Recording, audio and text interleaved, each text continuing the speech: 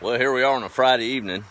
I was out feeding the chickens, getting them taken care of this evening, and was walking out toward the chicken house, and we cleared this spot the other day, and Jordan said, "Hey, Dad, look at there." Of course, I posted the picture earlier, but how about that? So this was all overrun like that. We uncovered it, and look at there. Confirmation we're on the right track, huh? Didn't take long, and the beauty sprung out. So we're just getting to it one at a time, right? But hey, Kim, how are you? So doing some work over in Huntington today. Another hot one. Got a lot accomplished, but made it back home safe and sound. Thank goodness. Got to see Mom and Dad this afternoon. It's always a big treat. I got a lot of catching up to do on that anyway. But I was out here. We lit of course, we've been burning a lot, having to get rid of this brush. And before anybody panics, I'm pretty safe with this stuff, and got water hoses run pretty close just in case. It's getting a little dry. But I lit this one up, and of course it burns pretty big, then dies down, and you can see it's just smoldering now, not a big threat. But it's out here by this dry pasture, and I didn't have the hose run over here, wasn't worried about it.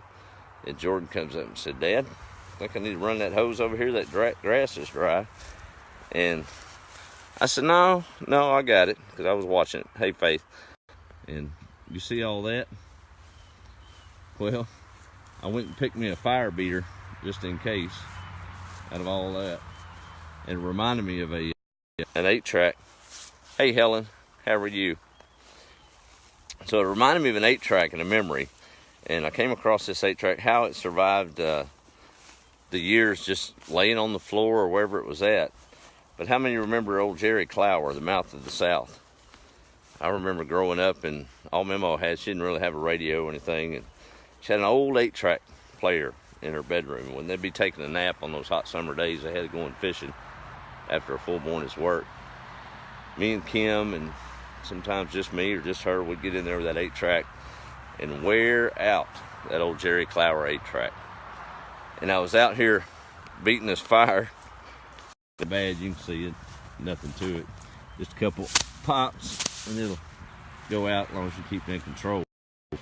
But reminded me of old Uncle Versey and Aunt Pet and the burning building and how it was in the middle of a drought. Of course, only Jerry Clower can tell it like he can.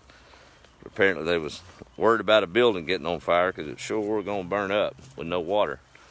And sure enough, one afternoon one did, and the townspeople were crying, and here comes Uncle Versey in that truck loaded down with, shoot, I can't call them all. It was all the Dales, U-Dale, Marcel, A-Dale, all of them.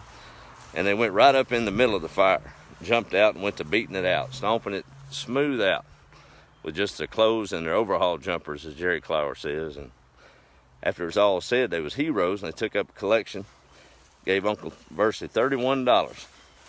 I'll never forget it, $31. They said, "Man, you are a hero. What are you going to do with that money?" He said, "Well, the first thing I'm going to do is fix the brakes on that truck." Good memory. So that's what I thought I was doing today. Of course, I didn't drive up into it with the truck. But we'll get it done. You got to be safe on these fires, because they'll sure get out of control quick. But we're about to get it down to where we can just bag it up. Well, that may be next year. I don't know if we could have enough bags to bag it up right now. Well, hope y'all have had a good week. Man, can't help but reference the horror and the tragedy down South Texas today, or south of here. Just really have no words on that. Evil exists. It does. So I'm going to celebrate the good stuff and pray for peace and comfort for all of those victims and survivors both. Just bad deal.